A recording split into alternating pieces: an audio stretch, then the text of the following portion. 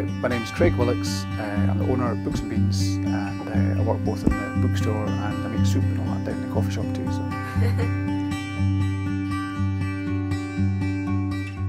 With books particularly, well, it's you do end up getting into sort of book buyer sort of relationship with your customers. We're a second-hand bookshop, and so another big part of the job is finding the books. You know, as we go out and about, you know, whether it's charity shops or car boot sales or indeed customers coming into the shop. So that's a fun part of the job as well. It's like going out and buying all these books, you know. And we'll always have a look. When we first opened up, we started off with a stock of 500 books or something. So at that point, we did buy nearly everything. We didn't really have an awareness of what people wanted. You know, we guessed to a certain extent. You know, we thought Reader's Digest, yeah, they're great. 4 books in one. No, they're not much use. Encyclopedias again, you know, it's a dying market for them. Mills and Boon, well, the Mills and Boon section. So certain things we bought into that we shouldn't have really, you know, but over time we can obviously get rid of them, give them away and whatnot. But yeah, we've been doing it now, not forever, we've been doing it for 13 years, so we've got some experience. I like to think of what people buy. 2003 we started off with a bookstore.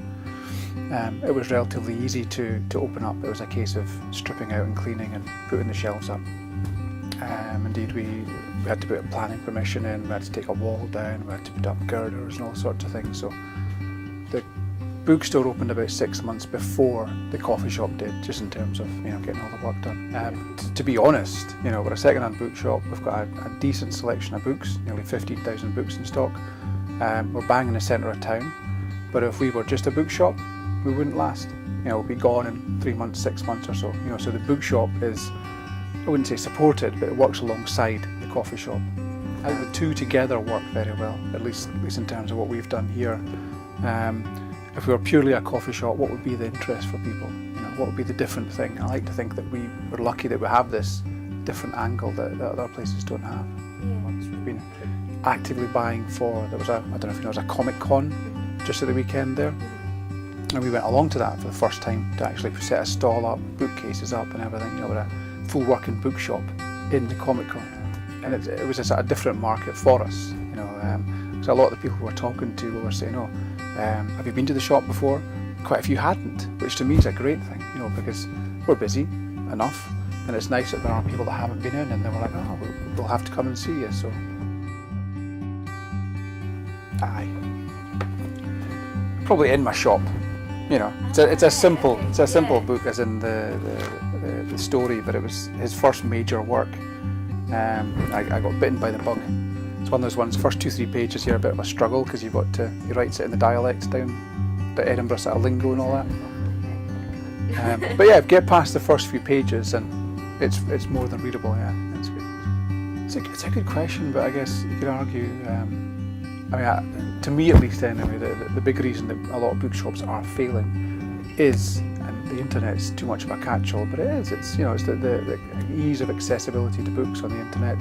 You hear about a book, you can literally pick up your phone and you know it'll be coming through your doorstep, your post box in a couple of days, or you can start reading it almost instantly. You pop it onto Kindle. Is that a bad thing?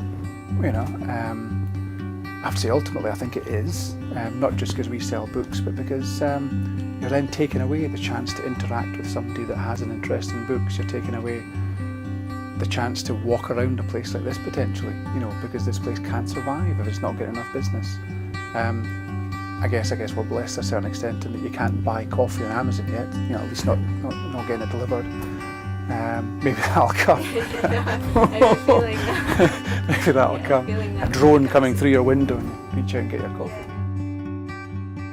Yeah, I think do bookshops need saving?